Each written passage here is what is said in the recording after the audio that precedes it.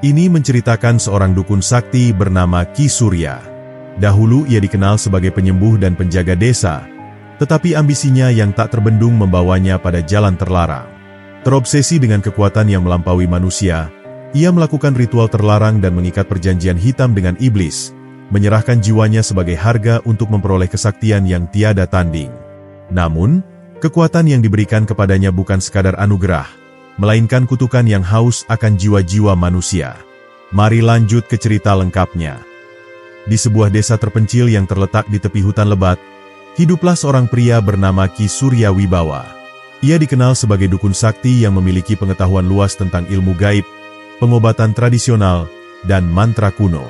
Namun, di balik kemampuannya yang luar biasa, ada ambisi tersembunyi yang menggerogoti hatinya. Ia tidak puas hanya menjadi penyembuh rakyat. Ia ingin memiliki kekuatan yang tak tertandingi, kekuatan yang dapat membuatnya disegani oleh manusia dan makhluk halus. Malam demi malam, Ki Surya melakukan ritual di tempat-tempat keramat. Ia memanggil roh leluhur dan meminta petunjuk tentang cara memperoleh ilmu yang lebih tinggi. Namun, jawaban yang ia dapatkan selalu sama. Kekuatan sejati tidak bisa diperoleh dengan mudah, dan ada harga yang harus dibayar. Namun, semakin sering ia mendengar peringatan itu, semakin besar pula keinginannya untuk menembus batas kekuatan manusia biasa. Suatu malam, ia menerima bisikan dalam mimpinya. Suara itu dingin, bergema di seluruh tubuhnya, seakan berasal dari dunia yang tak kasat mata. Datanglah ke hutan larangan saat bulan purnama. Aku akan memberimu apa yang kau inginkan, bisik suara itu. Ki Surya terbangun dengan napas memburu, tubuhnya berkeringat dingin, tetapi ada percikan api di matanya. Api ambisi yang tak dapat dipadamkan. Desa tempat Ki Surya tinggal memang dikelilingi oleh hutan yang dikenal sebagai hutan larangan. Orang-orang percaya bahwa hutan itu dihuni oleh makhluk-makhluk gaib yang tak boleh diganggu. Banyak yang tersesat dan tak pernah kembali. Namun, bagi Ki Surya, ketakutan itu tidak berarti apa-apa. Baginya, hutan itu bukan tempat terlarang, melainkan gerbang menuju kekuatan yang selama ini ia dambakan. Di malam purnama berikutnya, ia berjalan menuju hutan dengan langkah penuh keyakinan. Ia membawa sesajen, dupa, dan pisau ritual yang telah direndam dalam darah ayam hitam. Ia mengikuti bisikan di kepalanya. Langkahnya semakin dalam menuju jantung hutan yang gelap dan penuh kabut. Di tengah hutan, ia menemukan sebuah batu besar yang dipenuhi ukiran kuno. Batu itu terasa berdenyut, seakan memiliki kehidupan sendiri. Suara dari kegelapan kembali terdengar. Kali ini lebih jelas, lebih nyata. Bersiaplah, manusia. Aku telah menunggumu. Ki Surya berdiri tegak. Matanya penuh harap. Inilah saatnya. Inilah awal dari segalanya. Ketika Ki Surya berdiri di hadapan batu besar itu, kabut di sekelilingnya mulai berputar, membentuk pusaran gelap yang semakin pekat. Dari dalam kegelapan, muncul sesosok makhluk tinggi berbalut jubah hitam, dengan wajah yang tak sepenuhnya tampak. Matanya merah menyala, seperti bara api yang menyimpan kebencian yang tak terhingga. Sebut namamu, manusia, kata makhluk itu dengan suara berat, bergema di seluruh hutan. Ki Surya menelan ludah, tetapi ia tidak menunjukkan rasa takut. Aku Ki Surya Wibawa. Aku datang untuk menuntut kekuatan. Aku ingin menjadi yang terkuat di antara manusia dan makhluk gaib. Makhluk itu tersenyum, atau setidaknya sesuatu yang menyerupai senyum terbentuk di wajahnya yang samar. Kau memiliki keberanian, tetapi keberanian saja tidak cukup. Kekuatan yang kau inginkan memiliki harga. Apakah kau siap membayarnya? Ki Surya mengangguk. Aku siap melakukan apa saja, jawabnya tanpa ragu. Makhluk itu melangkah maju. Bayangannya seperti menelan cahaya di sekitarnya. Aku bisa memberimu kekuatan tak terbatas, ilmu yang melampaui batas manusia. Tetapi kau harus menyerahkan sesuatu yang berharga. Apa yang harus aku berikan? Tanya Ki Surya. Makhluk itu tertawa pelan. Jiwamu. Ki Surya terdiam. Ia tahu bahwa bermain dengan kekuatan gelap selalu memiliki konsekuensi, tetapi ia juga tahu bahwa ini adalah satu-satunya jalan untuk mencapai puncak kekuasaan. Jika itu harga yang harus kubayar, maka aku bersedia. Makhluk itu mengangkat tangannya, dan dari dalam kegelapan, muncul gulungan perkamen hitam yang tertulis dalam aksara kuno. Tanda tangani perjanjian ini dengan darahmu. Setelah itu, kekuatan yang kau inginkan akan menjadi milikmu." Ki Surya meraih pisau ritualnya. Tanpa ragu, ia menggores telapak tangannya, membiarkan darah menetes ke perkamen. Saat darahnya menyentuh kertas itu, cahaya merah menyala terang, disertai suara jeritan yang berasal dari dunia lain. "Dengan ini, perjanjian telah sah," kata makhluk itu. Dalam sekejap, tubuh Ki Surya terasa panas, seakan api neraka membakar setiap inci dagingnya. Ia merasakan sesuatu masuk ke dalam tubuhnya, sesuatu yang bukan lagi miliknya sendiri. Kekuatannya melonjak. Pikirannya dipenuhi dengan ilmu-ilmu gaib yang bahkan tak pernah ia bayangkan sebelumnya. Ia merasa tak terkalahkan. Tapi di balik semua itu, tanpa ia sadari, jiwanya perlahan mulai menghilang. Sejak perjanjian itu disahkan, Ki Surya Wibawa bukan lagi manusia biasa. Ia merasakan aliran energi yang luar biasa dalam tubuhnya. Setiap gerakannya seperti didorong oleh kekuatan gaib yang tak terbendung. Ia kini mampu melihat makhluk halus yang selama ini tersembunyi dari pandangan manusia biasa. Ia dapat berbicara dengan roh-roh yang bergentayangan, memanggil angin hanya dengan sekali bisikan, dan menggerakkan benda tanpa menyentuhnya. Namun, di balik semua itu, ada sesuatu yang berubah dalam dirinya, sesuatu yang tak bisa ia kendalikan. Pada awalnya, Ki Surya merasa bahwa ia adalah penguasa baru dunia gaib. Ia mendatangi desa dengan langkah penuh percaya diri, menampilkan kekuatan barunya di hadapan orang-orang yang dulu meremehkannya. Ia menyembuhkan orang sakit dalam sekejap, menggertak pemuda-pemuda desa yang mencoba menentangnya. Bahkan ia membuat hujan turun ketika musim kemarau melanda. Penduduk desa mulai menaruh rasa hormat yang bercampur dengan ketakutan terhadapnya. Tidak ada lagi yang berani menantangnya. Tidak ada lagi yang berani mempertanyakan keputusannya. Namun, semakin besar kekuatannya, semakin besar pula kerakusan yang tumbuh dalam jiwanya. Ki Surya mulai menggunakan ilmunya bukan hanya untuk membantu, tetapi juga untuk menguasai. Ia menyerap energi dari roh-roh yang ia panggil, menjadikan mereka pelayannya, dan dengan setiap ilmu yang ia pelajari, tubuhnya semakin dikuasai oleh kegelapan. Ia tidak lagi merasa seperti manusia. Ia merasa seperti dewa. Malam-malamnya dipenuhi dengan ritual-ritual yang semakin menyeramkan. Ia membakar dupa yang berbau menyengat, mengukir simbol-simbol aneh di lantai gubuknya, dan membaca mantra dalam bahasa yang tak pernah terdengar sebelumnya. Setiap ritual yang ia lakukan memberinya lebih banyak kekuatan, tetapi di saat yang sama, ia mulai mendengar bisikan-bisikan dalam pikirannya. Bisikan itu berbicara dalam bahasa yang tak bisa ia pahami. Namun entah mengapa, ia mengerti maksudnya. "Aku ada di dalam dirimu, Ki Surya." Suara itu berbisik dalam kepalanya. "Kita adalah satu. Aku memberimu kekuatan, dan kau memberiku jalan ke dunia ini." Ki Surya mengabaikannya. Baginya, suara itu hanyalah bagian dari perjanjiannya. Ia tak peduli dari mana kekuatan itu berasal, selama ia tetap menjadi yang terkuat. Namun, perlahan-lahan, ia mulai kehilangan kendali atas dirinya sendiri. Terkadang ia terbangun di tempat-tempat yang tidak ia kenali, dengan darah di tangannya yang ia tak tahu berasal dari mana. Wajahnya mulai berubah, kulitnya semakin pucat, matanya semakin merah, dan di balik cermin, ia terkadang melihat sosok lain yang bukan dirinya. Penduduk desa mulai merasakan perubahan yang mengerikan dalam diri Ki Surya. Dukun yang dulu mereka hormati kini lebih sering terlihat berjalan di tengah malam, berbicara sendiri dengan suara yang bukan miliknya. Anak-anak menangis ketika melihatnya, hewan-hewan menghindarinya, dan beberapa orang yang mencoba menentangnya berakhir dengan nasib yang tragis. Ki Surya tidak peduli, ia telah mencapai puncak kekuasaan. Namun, ia tidak menyadari bahwa kekuatan yang ia terima adalah pisau bermata dua.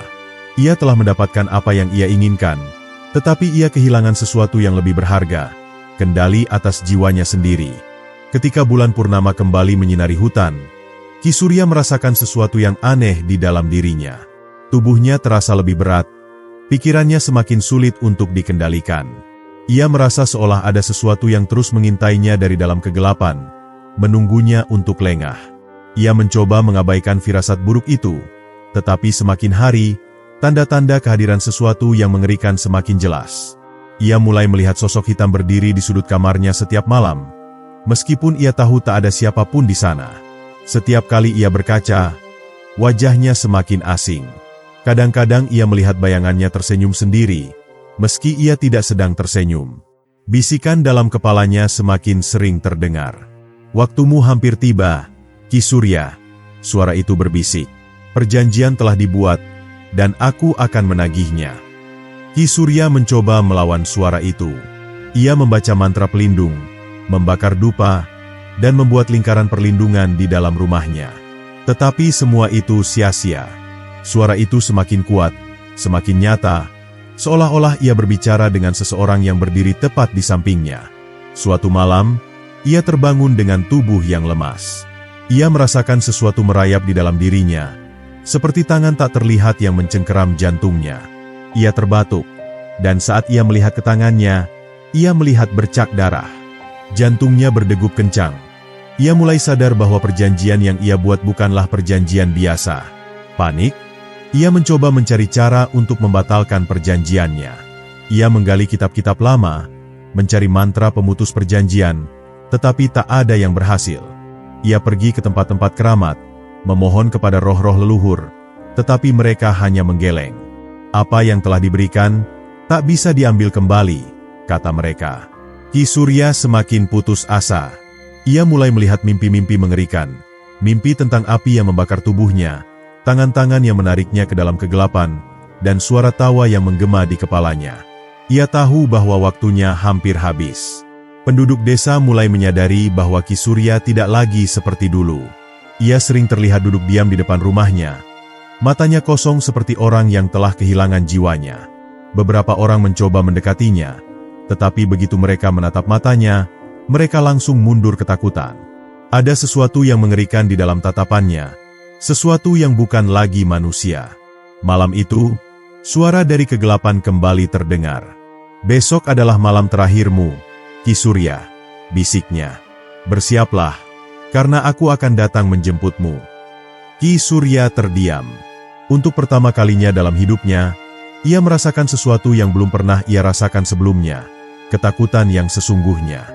Malam itu, angin bertiup kencang, membawa bisikan-bisikan aneh dari sudut-sudut hutan.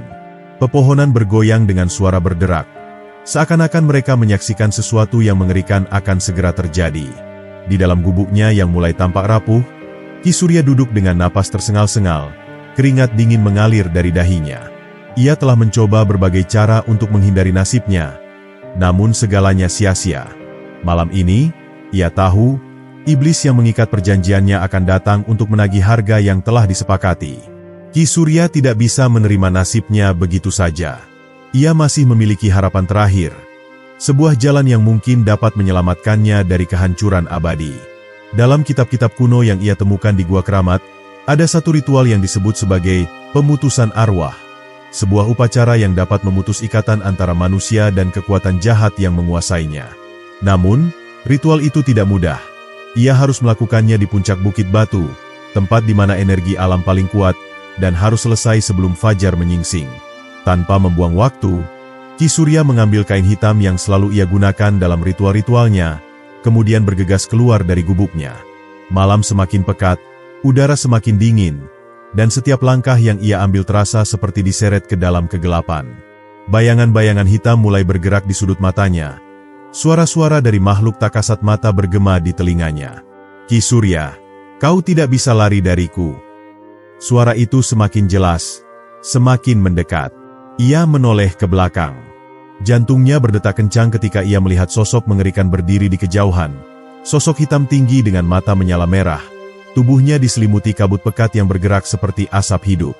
Sosok itu tidak bergerak, tetapi aura kegelapan yang dipancarkannya membuat lutut Ki Surya melemas. Dengan sisa tenaga yang ia miliki, Ki Surya berlari menuju Bukit Batu. Nafasnya semakin berat, tubuhnya mulai terasa melemah, seakan ada sesuatu yang menghisap energinya sedikit demi sedikit. Kakinya tersandung akar pohon yang mencuat dari tanah, namun ia terus berlari. Ia tahu bahwa jika ia berhenti, segalanya akan berakhir malam ini juga. Di sepanjang perjalanan, ia melihat bayangan-bayangan hitam melintas di antara pepohonan, mengawasinya, mengikuti setiap gerakannya. Suara tawa menggema dari segala arah, suara yang dalam dan menyeramkan, seakan dunia gaib tengah bersuka cita menunggu kejatuhannya. Setelah perjuangan yang terasa seperti keabadian, akhirnya Ki Surya sampai di puncak Bukit Batu. Bulan purnama bersinar tepat di atas kepalanya, memberikan sedikit penerangan di tengah kegelapan yang semakin pekat. Dengan tangan gemetar, ia mulai menggambar lingkaran perlindungan di tanah menggunakan darah ayam hitam yang telah ia bawa dalam botol kecil. Mantra-mantra kuno meluncur dari bibirnya, bergetar di udara, mencoba menciptakan perisai terakhir antara dirinya dan kegelapan yang mengejarnya. Namun, sebelum ia dapat menyelesaikan ritualnya, sesuatu yang mengerikan terjadi. Tiba-tiba, angin berhenti bertiup. Suara-suara gaib yang mengikuti Ki Surya sepanjang perjalanan menghilang, digantikan oleh keheningan yang begitu menyesakan. Kemudian, tanah di bawah kakinya mulai bergetar, seakan ada sesuatu yang bangkit dari bawah tanah. Dan saat Ki Surya menoleh ke belakang, ia melihatnya. Sosok hitam itu kini berdiri tepat di luar lingkaran perlindungan. Matanya bersinar merah menyala, bibirnya menyeringai lebar, dan dari tubuhnya keluar kabut hitam yang menyelimuti udara. Sudah kubilang, kau tidak bisa lari. Ki Surya menjerit, tetapi suaranya tertelan oleh kegelapan. Tidak ada tempat untuk melarikan diri. Ki Surya berdiri di dalam lingkaran perlindungan, tetapi ia tahu bahwa itu tidak akan bertahan lama. Sosok iblis di hadapannya hanya diam, menatapnya dengan mata yang menyala penuh kemenangan. Malam terasa semakin dingin, dan Ki Surya bisa merasakan jiwanya semakin tertarik keluar dari tubuhnya. Dengan napas tersengal, ia mencoba melanjutkan ritualnya. Ia mengangkat tangannya, mengucapkan mantra terakhir yang dapat memutuskan perjanjiannya dengan iblis. Namun sebelum ia sempat menyelesaikan kata-kata terakhir, iblis itu tertawa keras. Kau sungguh berpikir bisa menghindari takdirmu, Ki Surya? Suara iblis itu menggema di seluruh bukit. Kau telah menandatangani perjanjian dengan darahmu sendiri. Tidak ada yang bisa membatalkannya.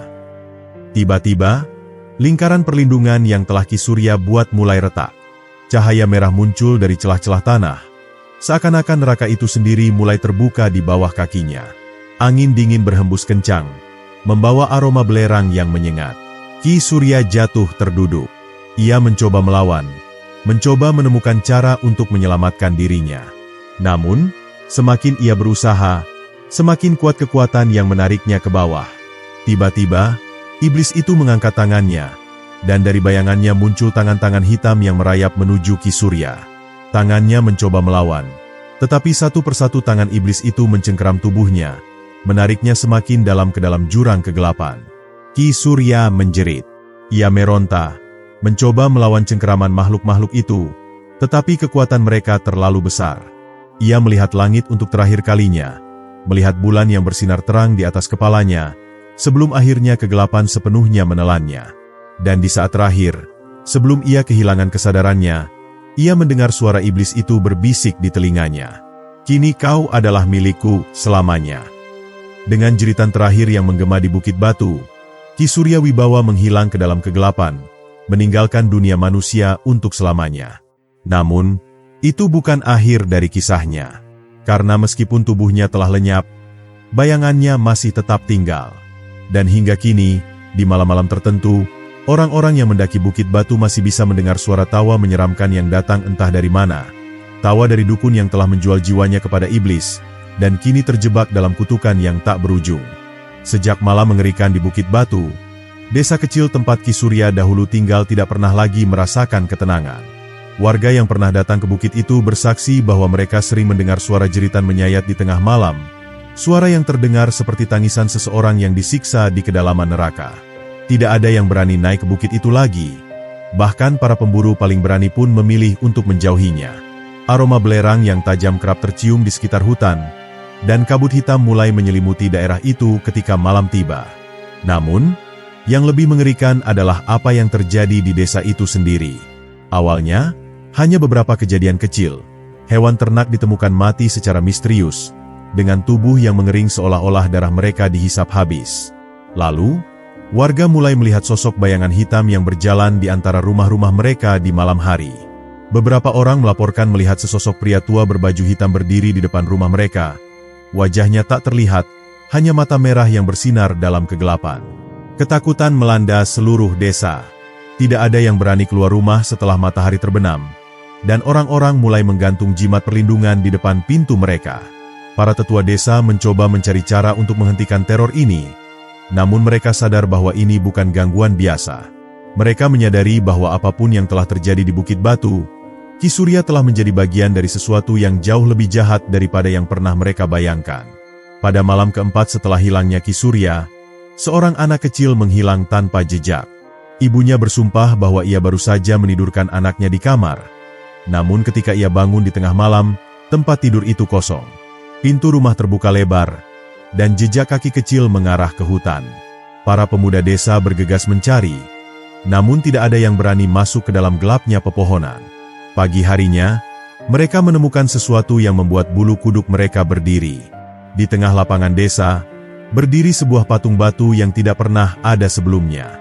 Bentuknya mengerikan. Seorang pria tua berjubah hitam dengan wajah yang terdistorsi, dan di pangkuannya tergeletak sesosok anak kecil dalam posisi tidur. Warga desa berteriak ketakutan, sementara para tetua segera mengenali apa yang terjadi. Ki Surya telah kembali, bukan sebagai manusia, melainkan sebagai sesuatu yang jauh lebih buruk.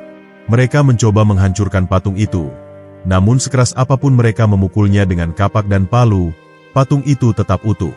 Seorang dukun tua bernama Ki Jaya mengatakan bahwa patung itu adalah perwujudan dari kutukan yang telah dibawa oleh Ki Surya. Selama arwahnya masih terikat dengan iblis yang menguasainya, maka desa ini akan terus dihantui oleh kegelapan. Beberapa hari berikutnya, lebih banyak kejadian aneh terjadi. Orang-orang mulai mengalami mimpi buruk yang sama.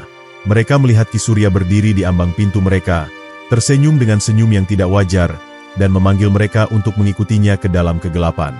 Beberapa orang bahkan ditemukan berjalan keluar rumah mereka sendiri di tengah malam dengan mata tertutup, seolah-olah mereka sedang dikendalikan oleh sesuatu yang tidak terlihat. Keadaan semakin memburuk ketika pada suatu malam, seorang pria muda bernama Wira ditemukan tewas di tengah desa. Tubuhnya membeku, wajahnya menunjukkan ekspresi ketakutan yang luar biasa. Tangannya mencengkeram dadanya seakan-akan ia berusaha menarik sesuatu keluar dari tubuhnya. Ki Jaya, yang diperintahkan untuk memeriksa mayat itu, menemukan sesuatu yang membuatnya menggigil. Jantung Wira telah menghilang, tanpa ada tanda-tanda pembedahan atau luka terbuka. Penduduk desa tidak bisa lagi tinggal diam. Mereka tahu bahwa jika ini terus berlanjut, mereka semua akan mati satu persatu. Tidak ada jalan lain selain mencari cara untuk menghentikan roh jahat Ki Surya dan mengusir kekuatan iblis yang telah mengambil alih hidup mereka. Satu-satunya harapan mereka adalah seorang pertapa sakti yang tinggal jauh di atas gunung. Seseorang yang konon memiliki pengetahuan tentang dunia gaib yang mampu menghadapi kekuatan kegelapan ini. Dengan penuh ketakutan, sekelompok pemuda desa memutuskan untuk melakukan perjalanan ke gunung itu. Mereka tidak tahu apakah pertapa itu benar-benar ada atau hanya legenda belaka, tetapi satu hal yang pasti, jika mereka tidak melakukan sesuatu, maka desa mereka akan menjadi sarang iblis yang tidak akan pernah bisa mereka hindari. Dan di tengah malam, saat para pemuda itu meninggalkan desa, suara tawa yang dingin menggema dari arah Bukit Batu. Seolah-olah sesuatu di sana tahu bahwa permainan ini baru saja dimulai. Para pemuda yang dikirim untuk mencari pertapa sakti di puncak gunung langit berjalan dengan hati dipenuhi ketakutan. Mereka adalah orang-orang yang paling berani di desa, namun bahkan keberanian mereka terasa rapuh di hadapan ancaman yang tidak bisa mereka pahami sepenuhnya. Setiap langkah di jalan setapak yang berliku terasa berat, dan bayangan pohon-pohon tua yang menjulang tinggi seolah mengawasi mereka dengan tatapan tak kasat mata. Udara semakin dingin, dan kabut mulai menyelimuti perjalanan mereka, membuat mereka sulit melihat lebih dari beberapa meter ke depan. Di tengah perjalanan, salah seorang dari mereka, Banu, tiba-tiba berhenti dan menunjuk ke suatu titik di tanah. Mereka semua menahan napas. Di sana, tepat di jalur yang mereka lalui, ada jejak kaki aneh, jejak kaki manusia, tetapi lebih besar dari ukuran biasa, dan yang lebih menyeramkan, jejak itu tampak menyala redup dalam cahaya temaram senja. Tidak ada yang berani berbicara, tetapi mereka semua tahu satu hal, mereka tidak sendiri. Perjalanan berlanjut dengan ketegangan yang semakin mencekik. Mereka melewati reruntuhan kuil tua yang telah lama ditinggalkan. Dinding-dindingnya tertutup lumut dan ukiran kuno yang tidak mereka pahami. Salah satu dari mereka, seorang pemuda bernama Darsa, yang dikenal memiliki sedikit kemampuan merasakan energi gaib, tiba-tiba menggigil. Ada sesuatu di tempat ini, sesuatu yang telah lama tertidur, bisiknya. Mereka mempercepat langkah, namun sebelum mereka bisa meninggalkan kuil itu sepenuhnya, angin bertiup kencang, membawa suara bisikan yang samar. Suara itu bukan berasal dari angin biasa. Itu adalah suara lirih yang berbicara dalam bahasa yang tidak mereka pahami, tetapi satu hal jelas, suara itu memanggil nama mereka satu persatu. Banu, yang selama ini tampak paling tenang, tiba-tiba berteriak dan jatuh ke tanah. Ketika mereka mengangkatnya, wajahnya pucat seperti kertas, dan matanya menatap kosong ke udara. Dia ada di sini. Dia melihat kita. Ketakutan semakin menjadi-jadi, namun mereka tidak punya pilihan selain terus mendaki. Setelah berjam-jam berjalan, mereka akhirnya mencapai sebuah gua tersembunyi di dekat puncak gunung, tempat di mana pertapa sakti dikatakan tinggal. Dengan hati-hati, mereka melangkah masuk ke dalam gua yang gelap. Dinding-dindingnya berkilau dengan bebatuan kristal yang aneh. Di dalam gua itu, duduk seorang lelaki tua berjanggut panjang, mengenakan jubah putih yang telah lusuh dimakan usia. Matanya tajam seperti elang, dan tatapannya seakan mampu menembus ke dalam jiwa mereka. "Kalian datang untuk meminta pertolongan," katanya dengan suara tenang, seolah sudah mengetahui tujuan mereka sejak awal. "Aku telah melihat bayangan gelap yang membayangi desa kalian, dan aku tahu bahwa waktunya telah tiba." Salah satu pemuda memberanikan diri bertanya, "Apa yang terjadi pada Ki Surya? Apa yang telah membuatnya menjadi seperti itu?" Pertapa itu menghela napas panjang sebelum akhirnya berkata, "Ki Surya telah mengikat jiwanya dalam perjanjian hitam. Tetapi bukan hanya itu. Aku yakin dia telah menemukan sesuatu yang lebih mengerikan di Bukit Batu. Ada rahasia yang lebih tua dari iblis itu sendiri. Sesuatu yang telah dikubur selama berabad-abad, dan kini telah dilepaskan ke dunia ini." Ketika mereka mendengar kata-kata itu, bulu kuduk mereka meremang. Ternyata ini bukan hanya tentang Ki Surya. Ada sesuatu yang lebih besar, sesuatu yang telah lama tertidur, dan kini bangkit kembali karena ulah dukun itu. Pertapa itu kemudian mengangkat tangannya, dan di hadapan mereka, seberkas cahaya muncul, membentuk bayangan samar yang berputar di udara. "Jika kalian ingin menyelamatkan desa kalian," katanya, "kalian harus menghadapi kegelapan itu sendiri. Tetapi ketahuilah, tidak semua dari kalian akan kembali hidup-hidup." Malam turun dengan kelamnya saat para pemuda meninggalkan gua pertapa, membawa serta pesan mengerikan tentang apa yang sebenarnya telah dibangkitkan oleh Ki Surya. Langkah mereka terasa berat, bukan hanya karena perjalanan panjang yang harus mereka tempuh, tetapi juga karena beban kenyataan yang kini mereka ketahui. Mereka tidak hanya menghadapi seorang dukun yang telah menjual jiwanya kepada iblis, tetapi juga kekuatan yang jauh lebih tua dan lebih mengerikan dari yang mereka bayangkan. Sepanjang perjalanan menuruni gunung, suasana semakin mencekam. Udara terasa lebih dingin, seakan-akan gunung itu sendiri menolak melepaskan mereka. Kabut tebal bergulung-gulung di sekitar mereka, mengaburkan jalan setapak yang seharusnya mereka lalui. Banu, yang sebelumnya mengalami penglihatan mengerikan di reruntuhan kuil, mulai terlihat semakin gelisah. "Aku merasa ada sesuatu yang mengikuti kita," bisiknya, matanya menatap ke belakang dengan ketakutan yang sulit disembunyikan. Darsa, pemuda yang memiliki kepekaan terhadap hal gaib, berhenti dan menutup matanya, mencoba merasakan energi di sekitar mereka. Wajahnya tiba-tiba berubah pucat, dan napasnya tersengal. "Kita tidak sendirian," katanya dengan suara serak. "Ada sesuatu yang berjalan di antara bayangan. Ia tidak ingin kita kembali ke desa." Tiba-tiba, terdengar suara gemuruh dari dalam hutan. Ranting-ranting patah, dedaunan bergemuruh, dan tanah di bawah kaki mereka bergetar seolah ada sesuatu yang bergerak mendekat dengan cepat. Tanpa berpikir panjang, mereka berlari menuruni gunung, berusaha menghindari ancaman tak terlihat yang membayangi mereka. Nafas mereka tersengal, kaki mereka hampir tersandung batu dan akar pohon, tetapi mereka terus berlari, dikejar oleh suara-suara aneh yang bergema di antara pepohonan. Mereka baru berhenti setelah mencapai batas desa. Tubuh mereka basah oleh keringat dan dada mereka naik turun akibat kelelahan. Namun, begitu mereka melihat keadaan desa, tubuh mereka membeku dalam ketakutan. Desa itu tidak lagi terlihat seperti yang mereka tinggalkan. Kabut hitam menyelimuti setiap rumah, dan suara tangisan samar terdengar dari kejauhan. Api unggun di alun-alun desa telah padam, dan keheningan yang mencekam menggantung di udara, seolah seluruh desa telah dikuasai oleh sesuatu yang tidak kasat mata. Mereka berjalan perlahan, mencari tanda-tanda kehidupan. Namun, yang mereka temukan hanyalah pintu-pintu rumah yang terbuka lebar, seolah penghuninya telah meninggalkan tempat itu dengan tergesa-gesa. Di tanah, terlihat jejak-jejak kaki yang tidak biasa, jejak kaki manusia yang bercampur dengan jejak makhluk berkuku panjang. Darsa menggigit bibirnya. Mereka sudah mulai mengambil korban, bisiknya penuh ngeri. Saat mereka mencapai alun-alun desa, mereka menemukan beberapa orang tua dan anak-anak yang masih bertahan. Wajah mereka dipenuhi ketakutan. Seorang lelaki tua yang dikenal sebagai Pak Jaya, kepala desa, melangkah maju dengan langkah tertatih. "Kalian kembali," katanya dengan suara parau. "Tetapi aku takut sudah terlambat." Banu bergegas mendekat. "Apa yang terjadi? Di mana yang lainnya?" tanyanya dengan panik. Pak Jaya menggelengkan kepala, matanya berkaca-kaca. "Mereka telah diambil," katanya dengan suara bergetar. Ki Surya, atau apapun yang telah menjadi dirinya sekarang, datang bersama makhluk-makhluk bayangan. Mereka mengambil siapa saja yang mereka temukan, menyeret mereka ke dalam kegelapan. Kami yang tersisa hanya bisa bersembunyi dan berharap mereka tidak menemukan kami. Kata-kata itu membuat darah mereka berdesir. Apa yang mereka takutkan telah terjadi. Desa mereka telah menjadi ladang perburuan bagi kekuatan gelap yang dilepaskan oleh Ki Surya. Namun, pertanyaan yang lebih mengerikan adalah, untuk apa para penduduk desa itu diambil?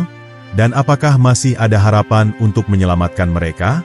Pertapa di gunung telah memperingatkan mereka bahwa ini bukan hanya tentang mengalahkan Ki Surya, tetapi tentang menghadapi kegelapan itu sendiri. Kini, dengan waktu yang semakin menipis dan ancaman yang semakin besar, mereka harus segera bertindak sebelum semuanya terlambat.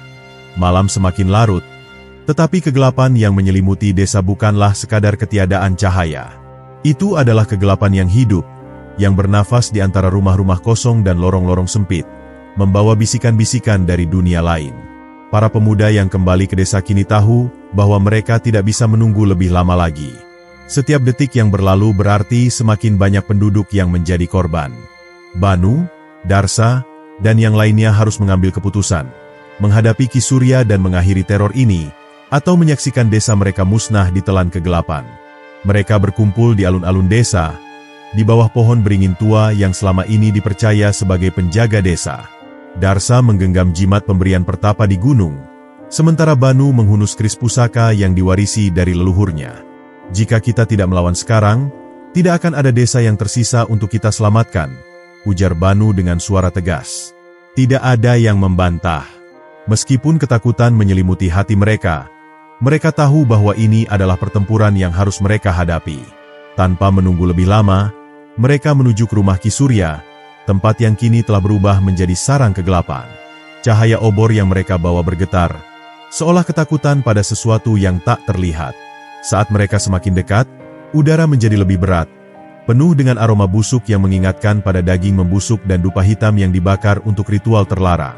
Pintu rumah terbuka lebar, dan di dalamnya, bayangan-bayangan menari di dinding, seakan menyambut kedatangan mereka dengan kegembiraan jahat. Di tengah ruangan, Ki Surya berdiri, atau setidaknya makhluk yang dulu dikenal sebagai Ki Surya. Tubuhnya lebih kurus dari sebelumnya, kulitnya pucat seperti mayat, tetapi matanya bersinar merah dengan cahaya yang tidak berasal dari dunia ini. Di sekelilingnya, bayangan-bayangan berbentuk manusia melayang tanpa wajah, sosok-sosok yang telah diambilnya sebagai tumbal. "Kalian datang juga." Suara Ki Surya terdengar serak, seperti dua suara berbicara dalam satu waktu. "Aku sudah menunggu." Banu maju selangkah, keris di tangannya berkilat. "Kami datang untuk mengakhiri ini," katanya tegas. "Apa yang telah kau lakukan pada desa ini tidak bisa dibiarkan begitu saja." Ki Surya tertawa, suara tawanya menggema di seluruh ruangan. "Mengakhiri? Kalian tidak mengerti. Aku telah melampaui batas kematian. Aku telah diberikan kekuatan yang tidak bisa kalian bayangkan. Desa ini bukan lagi milik kalian, melainkan milik mereka." Ia mengangkat tangannya, dan bayangan-bayangan di sekelilingnya melesat ke arah para pemuda, menyerang dengan kecepatan mengerikan. Pertarungan pun dimulai. Darsa merapal doa sambil mengangkat jimatnya, menciptakan cahaya suci yang seketika membuat bayangan-bayangan itu mengerang kesakitan. Banu mengayunkan kerisnya. Setiap tebasan meninggalkan luka bercahaya di tubuh makhluk-makhluk kegelapan. Namun, Ki Surya tidak tinggal diam. Dengan satu gerakan tangannya, ia menciptakan pusaran angin hitam yang melemparkan mereka ke belakang. "Kalian hanya manusia lemah," teriaknya, suaranya bergema seperti guntur. Tetapi para pemuda tidak menyerah. Mereka bangkit kembali, menggunakan segala kekuatan yang mereka miliki untuk melawan. Darsa, dengan segenap tekadnya, menghantam tanah dengan jimatnya, menciptakan gelombang cahaya yang menghancurkan beberapa bayangan. Banu, dengan keberanian yang tak tergoyahkan, menantang Ki Surya langsung, menebaskan kerisnya ke arah dukun itu. Teriakan kesakitan terdengar saat keris pusaka menusuk dada Ki Surya. Cahaya keemasan menyebar dari luka itu, membakar tubuhnya yang telah dikuasai kegelapan. Ia menjerit, mencoba melawan, tetapi cahaya itu terus menggerogoti tubuhnya, menghapus keberadaannya dari dunia ini. "Tidak, aku tidak bisa kalah. Aku telah diberikan kehidupan abadi," teriaknya, tetapi tubuhnya mulai menghilang, tertelan oleh cahaya suci yang ia sendiri telah tolak selama ini. Dengan hilangnya Ki Surya, bayangan-bayangan yang tersisa pun lenyap, seolah tersedot ke dalam kehampaan. Malam yang mencekam berubah menjadi hening, dan untuk pertama kalinya dalam waktu yang terasa seperti keabadian, desa itu terbebas dari teror. Para pemuda terjatuh ke tanah, kelelahan dan penuh luka, tetapi mereka tahu bahwa mereka telah menang. Penduduk yang selamat keluar dari persembunyian mereka, menatap para penyelamat mereka dengan mata penuh syukur. Desa mereka telah diselamatkan, meskipun dengan pengorbanan besar. Namun, di antara puing-puing rumah Ki Surya, sesuatu berkilat samar, sebuah jimat hitam yang ia gunakan untuk membuat perjanjian dengan iblis. Darsa menatap benda itu dengan ngeri. "Ini belum berakhir," katanya pelan. "Selama benda ini masih ada, kekuatannya bisa bangkit kembali." Banu mengambil jimat itu dan membawanya ke tengah alun-alun desa. Di sana, mereka membakarnya di atas api unggun, menyaksikan benda itu berubah menjadi abu, mengakhiri segala kemungkinan kegelapan bangkit kembali. Saat abu jimat itu diterbangkan angin malam, mereka tahu bahwa desa mereka telah benar-benar bebas.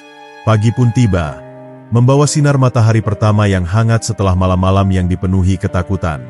Desa itu masih akan membutuhkan waktu untuk pulih, tetapi satu hal yang pasti, kiamat kecil yang hampir menghancurkan mereka kini telah berlalu.